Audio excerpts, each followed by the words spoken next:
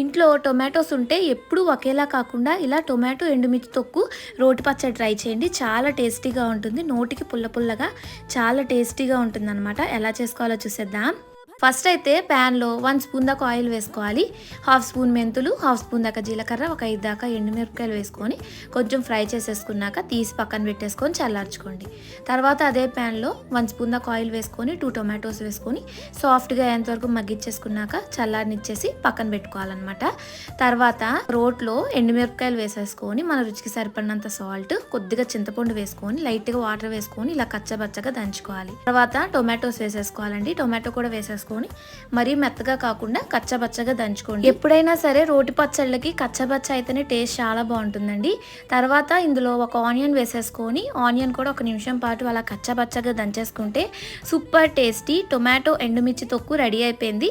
మీరు కూడా ట్రై చేసేయండి. ఎలా వచ్చిందో నాకు కమెంట్ చేయండి.